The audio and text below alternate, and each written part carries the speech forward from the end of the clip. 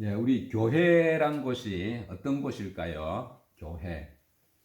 우리 교회라고 하면 하나님을 믿지 않는 세상 사람들 입장에서 보면 우리 예배 드리는 장소, 우리 예배당을 교회다 이렇게 생각들을 합니다. 그러나 우리 믿는 자들 입장에서 교회라는 것은 건물이나 장소가 아니라 우리 성도들의 모임, 우리가 성도가 어디서 모이든지 모임, 우리 성도들이 모여 있는 것이 교회입니다. 그러면 이 교회에는 또 어떤 사람들이 모일까요?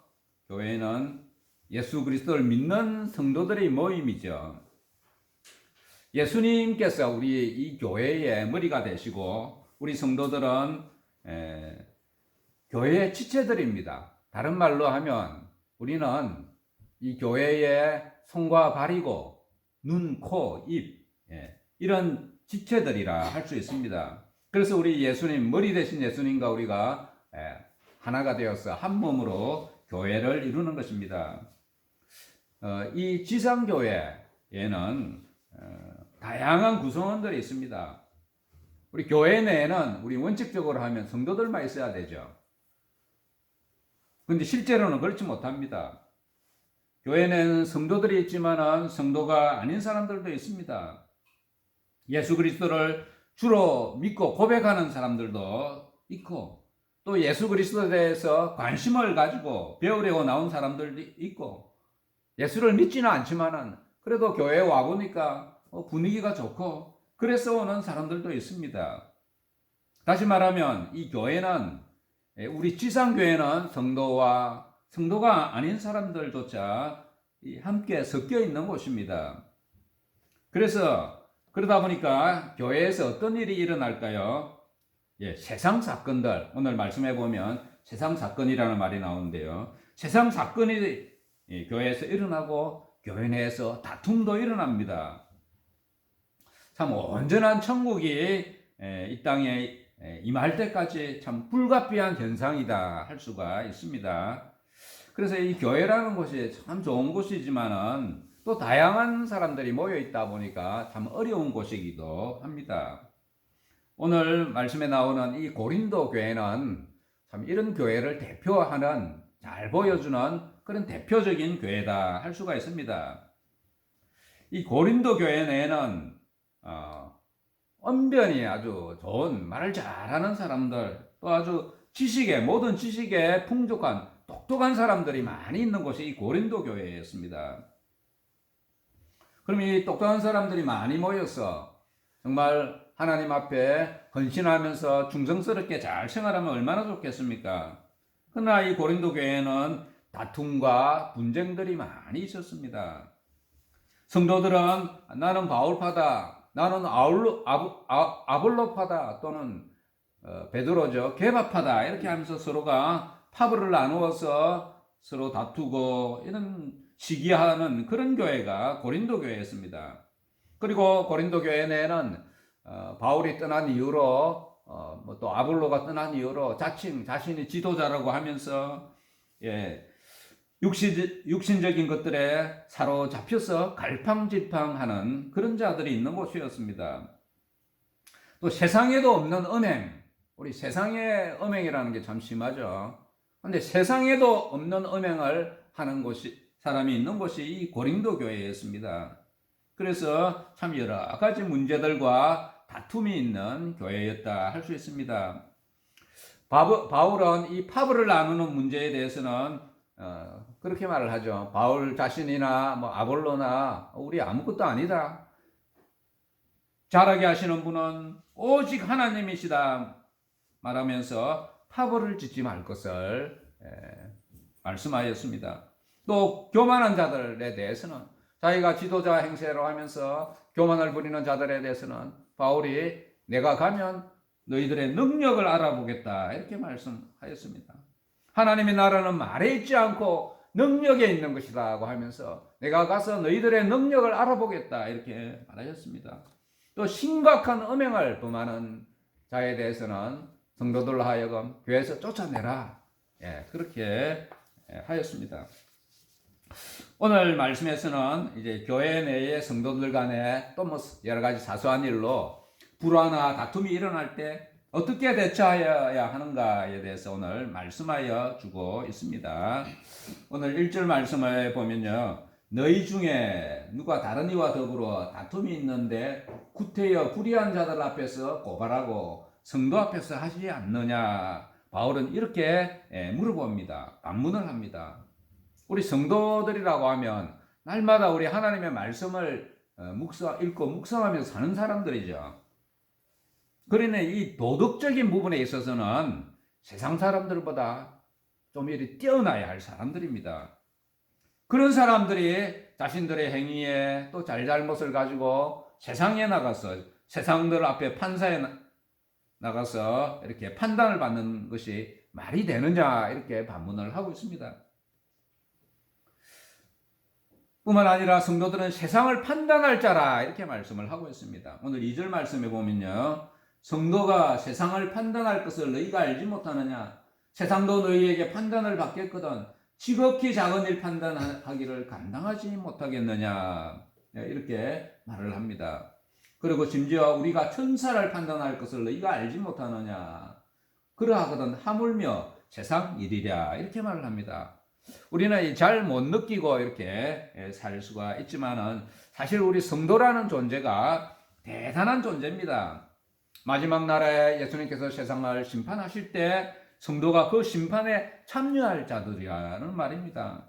장차 세상을 판단하고 천사들까지 판단할 사람들이 오히려 문제를 가지고 세상에 나가서 세상 사람들 앞에 고발하고 그렇게 판단받고 했어야 되겠느냐는 말을 하고 있습니다. 우리 믿는 자들이 세상에서 판단받지 않으려면 어떻게 해야 될까요? 세상 사람들보다 다른 건 몰라도 도덕적인 면에서 나아야 합니다. 믿지 않는 자들에게 손가락질 받은 행동을 해서는 안 되는 것입니다. 그들보다 도덕적으로 조금이라도 나아야 한다는 것입니다. 우리 최근에 우리나라에 좀 이 의사를 정원을 해야 된다는 문제로 의사들이 좀 욕을 많이 듣고 있습니다. 의사는 그동안 자신들이 상대적으로 많이 배웠고 또 우리 사회에서는 또 지적인 사람들 아닙니까? 그런 자부심을 가지고 살던 사람인데 또 의사직을 하기 전에는 의사가 되기 전에 의료인들의 윤리 강령인 히포크라테스 선서라는 것을 합니다. 우리는 이런 의사가 되겠습니다. 이렇게 선서를 합니다. 히포크라테스 선서 내용에 보면 이런 내용이 있습니다. 나는 인류에 봉사하는데 내 일생을 바칠 것을 엄숙히 맹세합니다. 나는 환자의 건강과 행복한 삶을 가장 먼저 고려할 것입니다. 나는 환자의 자율성과 존엄성을 존중할 것입니다. 나는 인간의 생명에 대한 최고의 존중을 유지할 것입니다. 이런 선서를 하고 의사가 됩니다. 근데 이제 요즘에 보면 우리 좀 자신의 권리들이 침해를 당할 것 같은 상황이 되니 우리 돌보던 환자들을 이렇게 내팽개치는 일들도 하고 심지어 노동자처럼 막 데모하듯이 그렇게 병원을 나가는 모습들을 우리 최근에 몇 년간에도 이렇게 종종 보여주고 있죠. 그래서 뭐 이런 것들이 우리 정부와 서로가 원활하게 잘하면 좋은데 또 정부에서도 그렇게 하지 못해서 또 그런 면들도 발생한 면들도 있습니다. 그러나 중요한 것은 의사가 자신의 본분은 최소한은 지켜야 되는 거죠. 의사들의 인격이 환자들로부터 이 불신을 당하게 되면 환자들이 치료를 받으러 간다고 해도 의사를 믿지 못합니다. 병원에 가서 앉아있으면 괜히 엉터리 진료나 받고 과잉진료, 돈이나 벌려고 과잉진료나 하지 않을까 염려하고 불안해하게 되죠. 의사들이 환자들로부터 이 도덕적으로 불신을 당하게 되면 의술을 행하는 것이 더 어렵게 됩니다. 이처럼 세상을 판단해야 할 우리 성도들이 세상 사람들에게 오히려 판단을 받는 그런 자들이 되어서는 안 된다는 것을 오늘 말씀하고 있습니다. 그런즉 너희가 세상 사건이 있을 때에 교회에서 경히 여김을 받는 자들을 세우느냐? 내가 너희를 부끄럽게 하려 하여 이 말을 하노니 너희 가운데 그 형제간의 일을 판단할 만한 지혜 있는 자가 이같이 하나도 없느냐? 형제와 더불어 고발할 뿐더러 믿지 않는 자들 앞에서 하느냐, 이렇게 바울이 말하고 있습니다. 우리 성도들은 세상에서 살아가는 사람들이기 때문에 교회 내에서 세상 사건이 일어날 수 있습니다. 성도들은 천국 시민이지만 우리의 발을 이 땅에 딛고 살기 때문에 세상적인 일과 완전히 이렇게 떠나서 분리되어 살 수가 없습니다. 그러나 성도들 간의 세상 사건으로 인해서 분쟁이 일어나도 교회에서 판단하고 처리하라, 오늘 이렇게 권면을 하는 것입니다. 우리 지난주 말씀에서 나왔던 우리 심각한 음행, 고린도 교회 내에 있던 심각한 음행에 대해서는 뭐라고 말씀하였습니까? 그때는 교회 내에서 쫓아내라, 그렇게 했죠. 세상에도 없는 음행을 하는 그런 사람은 쫓아내라, 그렇게 말하였습니다. 뿐만 아니라 교회 내에서 이제 서로 속이고 속임을 당한 사건들, 이런 것들을 세상 사건이라고 할 수 있는데, 이런 세상 사건이 일어나면 그것을 세상 법정에 가지고 나가지 말라, 이렇게 말씀하고 있습니다. 바울의 이런 권면의 말씀을 근거로 해서 오늘날에는 교회 내에는 그런 것을 해결할 수 있는 법과 질서가 있습니다. 구비되어 있습니다. 그래서 될 수 있으면 또 그런 법을 사용하지 않고 문제를 해결하는 것이 바람직하지만 필요한 경우에는 또 교회의 법을 적용해서라도 교회 내에서 해결해야 한다는 것입니다. 오늘 이제 두 번째로 사도 바울께서 강조하는 것은 서로 송사하지 마라, 아예 서로 고발하지 마라, 이렇게 말씀을 하고 있습니다. 오늘 7절 말씀을 함께 읽어보겠습니다. 시작. 너희가 피자 고발함으로 너희 가운데 이미 뚜렷한 허물이 있나니 차라리 불의를 당하는 것이 낫지 아니하며 차라리 속는 것이 낫지 아니하냐. 성도들이 서로 고발하는 일들로 인해서 서로가 하나님 앞에서 허물을 얻게 된다고 말하고 있습니다. 누가 옳고 틀리고를 떠나서 고발하는 모두에게 허물이 생긴다는 것입니다. 원인을 제공한 사람에게 당연히 허물이 있죠. 다툼의 원인을 제공한 사람에게도 허물이 생기지만은, 원인을 제공하지 않았지만은 또 고발하는 사람에게도 허물이 생긴다는 것입니다. 원인을 제공하지 않은 사람에게는 억울한 마음도 있겠죠. 그러나 서로가 고발하게 되면 결국 모두가 허물을 얻게 된다고 말씀하고 있습니다. 그래서 오늘 말씀에서는 차라리 불의를 당하거나 알고도 쏘아주라, 이렇게 말씀을 하고 있습니다. 저 사람 하는 말이 틀린 줄 알면서도 쏘아주라는 것입니다. 내가 손해를 보라는 것입니다. 우리 가정에서도 그렇고 교회에서도 그렇고 서로 손해보고 쏘아주고 살아가야 한다는 말입니다. 대신 우리 기도를 많이 해야 합니다. 하나님께서 간섭하여 주시고 모든 것을 판단하시고 해결해 주실 것을 간구해야 하는 것입니다. 우리에게는 기도라는 대단한 힘이 있습니다. 우리에게 기도가 없다면 우리도 세상적인 논리와 과학과 이성으로, 때로는 힘의 논리로 살아갈 수밖에 없죠.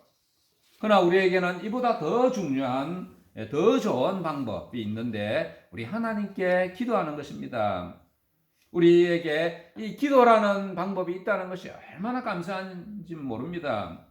기도가 없다면 모든 것을 내가 판단하고 내가 해결해야 되죠. 그러면 얼마나 힘든지 모릅니다.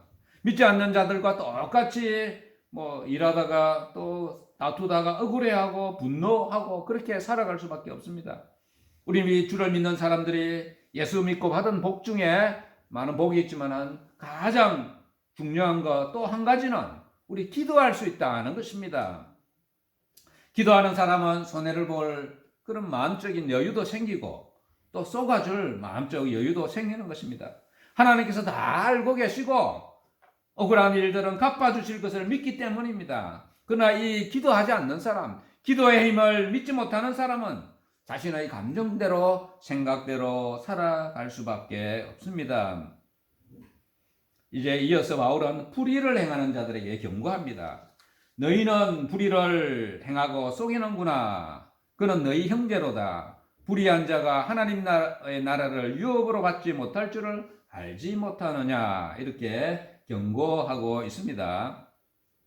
불의한 자는 하나님의 나라를 유업으로 받지 못한다는 이 말씀은 대단히 무서운 말이죠. 예, 하나님 나라에 들어가지 못한다는 말입니다.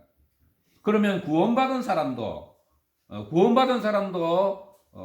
불의를 행하며 하나님 나라에 들어가지 못하는가 그런 의문이 생길 수도 있습니다. 그러나 그런 것은 아닙니다. 우리 구원받은 사람이 실수하여서 불의를 행할 수도 있지만은 우리 구원받은 사람은 불의를 계속하지 않습니다. 구원받은 사람이 우리는 성령의 인도하심이 계시고 우리 양심이 있기 때문에 계속적으로 불의를 행하는 그런 일을 할 수 없습니다.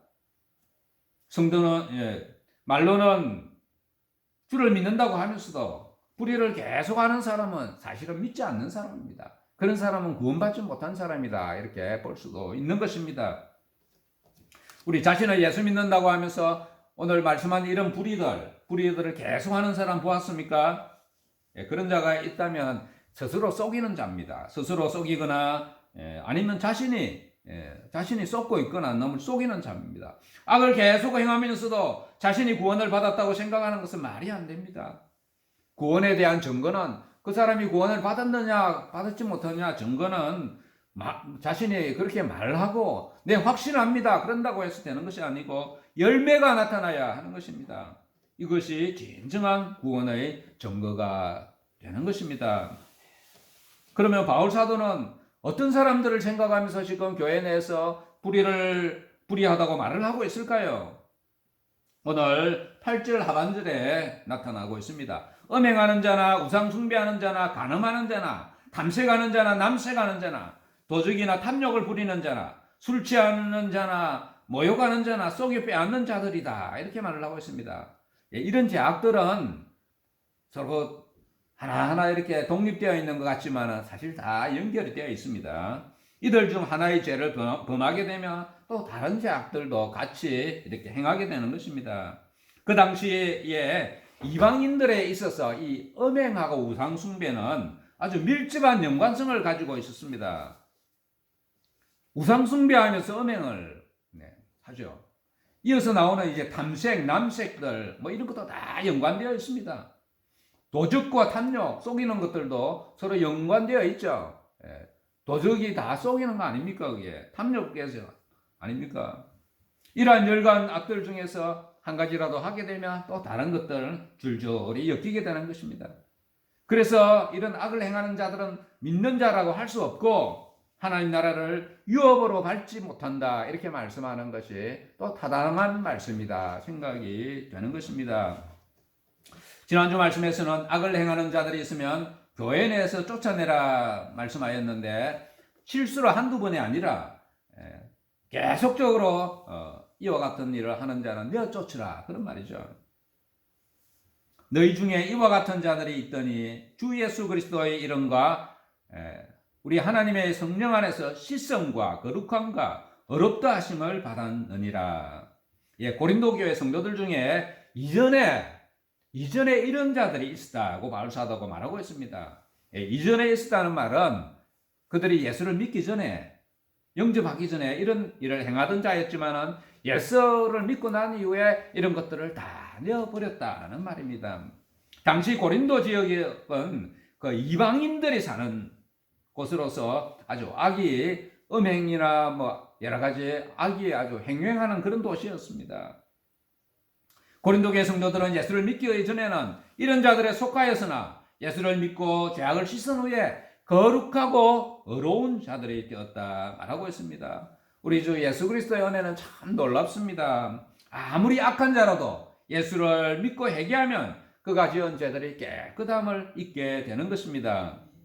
고린도 지역과 같이 악이 횡행하는 도시에 살면서 죄를 지으면서 살았다고 하더라도 예수를 믿게 되면 거룩한 성도가 되는 것입니다. 그 사람이 무슨 온전하게 거룩해서 또 거룩한 것은 아니고요. 하나님께서 믿는 자를 거룩하다 이렇게 인정을 해 주신다는 것입니다. 오늘날에도 우리 교회에 나와서 예수 믿으라고 하면 자신이 행실이 좋지 못해서 못 나온다고 걱정하는 사람이 있죠. 자신은 술이나 담배를 끊지 못해서 못 나온 사람도 있고 또 자신과 같은 죄인이 어떻게 교회에 올 거냐고 말하는 사람도 있습니다. 그러나 교회라는 것은 그런 사람들이 예수 믿고 변화받아 우리 하나님의 백성으로 함께 살아가는 것입니다. 예수를 믿게 되면 하나님께서 은혜를 주셔서 변화받아 살도록 해 주시는 것입니다.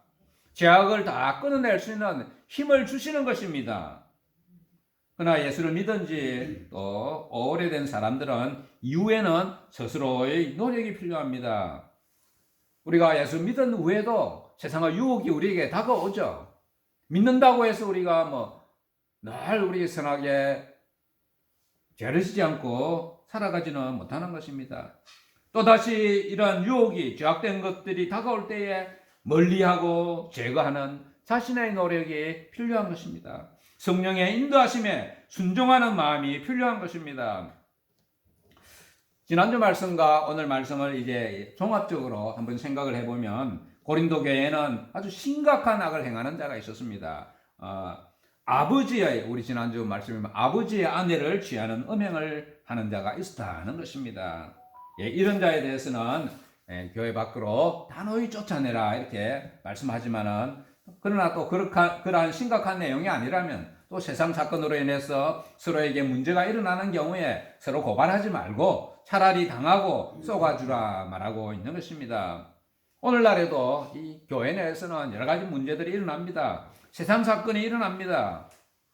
매우 심각한 것은 아니지만은 우리가 서로가 다투기도 하죠. 바울이 말씀하고 있는 그런 심각한 악과 또 그렇지 않은 것은 우리가 구별할 수 있는 분별력도 필요합니다. 교회 내에서 성도들 간에 세상 사건들이 일어날 때마다 서로 고발하면 어떻게 되겠습니까? 교회가 유지될 수가 없죠.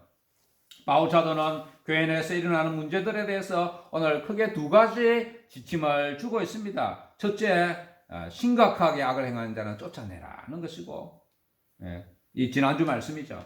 그러나 그런 악이 아니라면 서로가 문제가 있고 또 다툼이 있을 때 세상에 나가서 서로 고발하지 말고 그들에게 판단받겠다고 하지 말고 교회 내에서 지혜로운 자를 세워서 해결하고 무엇보다 성도들끼리 서로가 손해보고 썩는 쪽을 택하라 이렇게 말씀하고 있는 것입니다. 말씀을 맺도록 하겠습니다. 교회 성도들 간에 문제가 발생하면 내부에서 해결해야지 세상 법정에 들고 가지 말라는 것입니다. 교회 내부로 서로 송사하여서 세상의 판단을 받는다면 세상 사람들이 뭐라고 하겠습니까? 아니 자기들이 내세우는 하나님과 법과 말씀으로도 문제를 해결하지 못하는구나 생각하게 될 것이고 교회와 성도들을 우습게 생각하는 것입니다. 결국 이런 하나님의 영광을 가리게 됩니다. 성도들은 세상을 판단해야 할 자라는 것을 우리가 기억해야 할 것입니다. 몇 년 전에 우리 한국의 대형 교회, 아주 큰 교회에서 교회 세습 문제 즉 담임 목사의 아들을 2대 목회자로 세워야 할 것인가 말 것인가에 대해서 서로가 논쟁을 하다가 해결하지 못해서 나중에 세상 법정에다가 의뢰를 하죠. 소송을 제기해서 판단을 받기도 했습니다. 오늘 말씀에 비추어 볼 때 부끄러운 일이라는 것입니다. 그렇게 하지 말라는 말씀이죠. 뿐만 아니라 성도들 간에 서로 송사하는 일들을 하지 말라는 것입니다. 차라리 쏘가지고 자기가 손해를 보라고 말씀하고 있습니다. 우리 가정에서 아내와 남편 간의 싸움에서 한쪽에서 이기면 아주 통쾌하고 좋아할 수 있습니까? 남편이 이기면 누가 힘들어집니까? 아내가 힘들어지죠. 또 아내가 이기면 남편이 힘들어집니다. 부부는 한 몸인데 싸우다가 누가 한 명이 이겼다고 해서 좋아할 수 없는 것입니다. 우리 성도들 간의 다툼도 마찬가지입니다. 서로에게 상처를 줄 뿐이고 사실은 승리가 아니고 모두의 패배가 되는 것입니다. 그런데 손해를 보고 쏘아주는 것이 또 어찌 우리의 생각과 의지만으로 되겠습니까? 그래서 우리는 기도가 필요하고 우리 하나님께 맡겨야 하는 것입니다. 하나님께서 해결해 주실 줄 아는 그런 믿음이 필요합니다. 우리에게 이 기도라는 수단이 있다는 것이 얼마나 감사한지 모릅니다. 우리 지난주 말씀과 오늘 말씀을 잘 종합해서 생각해 볼 필요가 있습니다. 교회를 해롭게 하는 심각한 악은 우리 적극적으로 조치해야 한다는 것입니다. 그러나 그렇지 않는 세상사와 또 같은 사건들에 대해서는 서로 송사하지 말고 차라리 자신이 손해보고 쏘아주라는 것입니다. 우리 결혼한 부부가 한 몸이듯이 성도들은 우리 예수 그리스도를 머리로 하는 한 몸임을 기억하면서 우리 하나님의 말씀에 순종하여서 교회 내에서 발생할 수 있는 갈등들을 지혜롭게 극복하고 우리 하나님 기뻐하시는 교회를 세워가는 성도들 되시기를 축원합니다. 아멘.